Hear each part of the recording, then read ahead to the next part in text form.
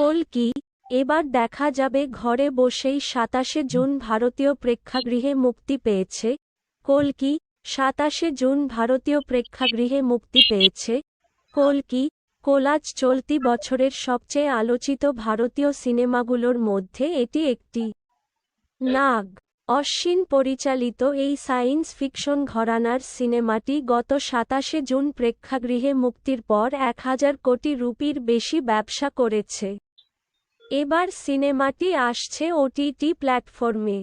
খবর বলিউড হাঙ্গামা তেলেগু, তামিল, মালয়ালম, কন্নড় ও হিন্দিতে মুক্তি পেয়েছিল এই অ্যাকশন অ্যাডভেঞ্চার ঘরানার সিনেমাটি। কল্কি তে প্রভাস ফেসবুক থেকে এবার জানা গেল ছবিটির ওটিটি মুক্তির দিনক্ষণ। ছবিটি ২২ আগস্ট অ্যামাজন প্রাইম ভিডিওতে মুক্তি পাবে। প্ল্যাটফর্মটি এক ইনস্টাগ্রাম পোস্টে খবরটি নিশ্চিত করেছে। জানা গেছে ২০৪টি দেশ থেকে সিনেমাটি দেখা যাবে। নতুন যে রেকর্ড গড়ল কল্কি, কেবল অ্যামাজন নয়, ছবিটি একই দিন থেকে দেখা যাবে নেটফ্লিক্সেও। এই প্ল্যাটফর্মে মুক্তি পাবে সিনেমাটির হিন্দি সংস্করণ। তারকাবহুল এই সিনেমায় অভিনয় করেছেন কমল হাসান, অমিতাভ বচ্চন, প্রভাস, দীপিকা পাড়ুকোন প্রমুখ।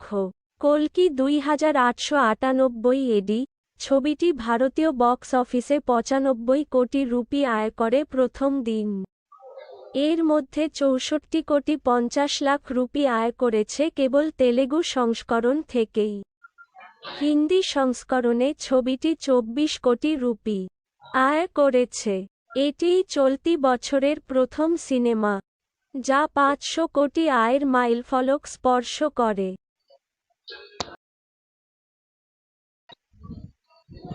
মুভিটা আপনাদের কাছে কেমন লাগছে কমেন্ট করে জানিয়ে দিন। ধন্যবাদ। দেখা হচ্ছে পরের কোনো ভিডিওতে।